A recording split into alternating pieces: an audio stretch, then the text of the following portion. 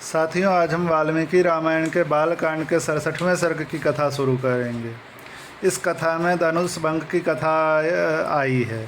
श्री सीताराम जी के विवाह का प्रसंग यहाँ से शुरू हो गया। नारद जी का जब भगवान विष्णु ने विवाह नहीं होने दिया, तब उन्हें उस बात का बहुत दुख हुआ।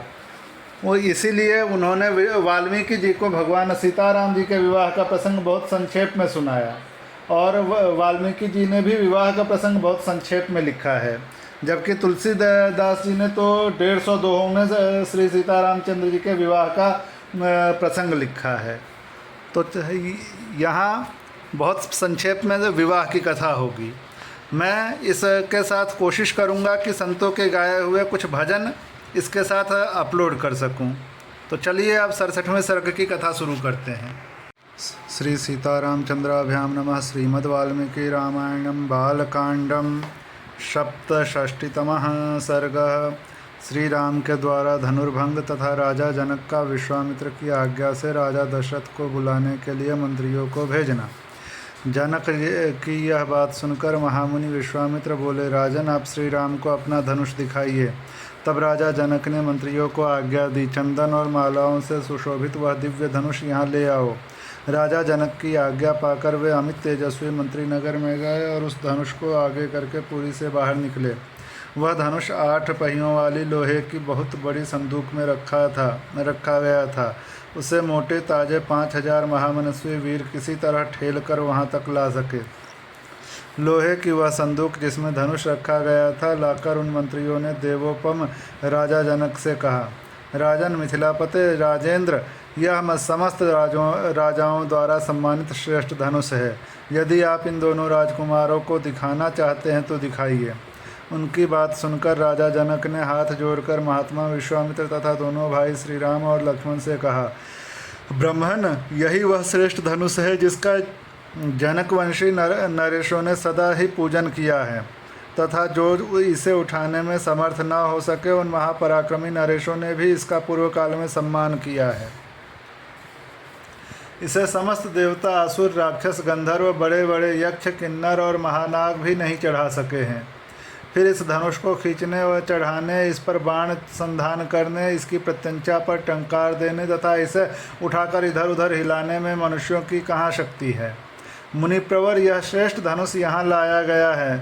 महाभाग, आप इसे इन दोनों राजकुमारों को दिखाइए। श्री राम सहित विश्वामित्र ने जनक का वह कथन सुनकर रघुनंदन से कहा, वत्स राम, इस धनुष को देखो। महर्षि की आज्ञा से श्री राम ने जिसमें वह धनुष था उस संदूक को खोलकर उस धनुष को देखा और कहा, अच्छा, अब मैं इस दिव्य एवं श्रेष्ठ धनुष में हाथ लगाता हूँ।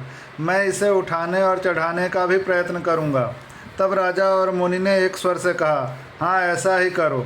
मुनि की आज्ञा से रघुकुल नंदन धर्मात्मा श्री राम ने उस धनुष को बीच से पकड़कर लीलापूर्वक उठा लिया और खेल सा करते हुए उस पर प्रत्यंचा चढ़ा दी।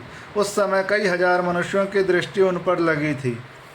प्रत्यंचा चढ़ाकर महायशस्वी नरश्रेष्ठ श्री राम ने ज्यों ही उस उस धनुष को कान तक खींचा, त्यों ही वह बीच से ही टूट गया। टूटते समय उससे वज्रपात के समान बड़ी भारी आवाज़ हुई।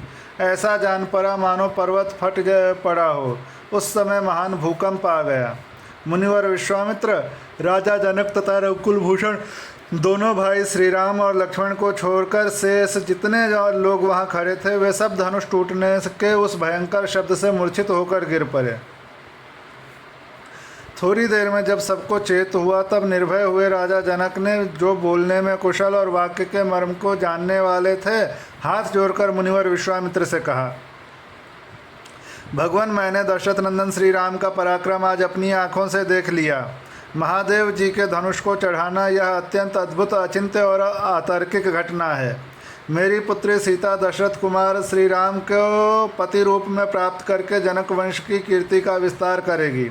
कुशिक नंदन, मैंने सीता को वीर्य शुल्का, पराक्रम रूपी शुल्क से ही प्राप्त होने वाली बताकर जो प्रतिज्ञा की थी वह आज सत्य एवं सफल हो गई। सीता मेरे लिए प्राणों से भी बढ़कर है। अपनी यह पुत्री मैं श्री राम को समर्पित करूँगा। ब्राह्मण, कुशिक नंदन, आपका कल्याण हो। यदि आपकी आज्ञा हो तो मेरे मंत्री रथ पर सवार होकर बड़ी उतावली के साथ शीघ्र ही अयोध्या को जाएं और विनय युक्त वचनों द्वारा महाराज दशरथ को मेरे नगर में लिवा लाएं।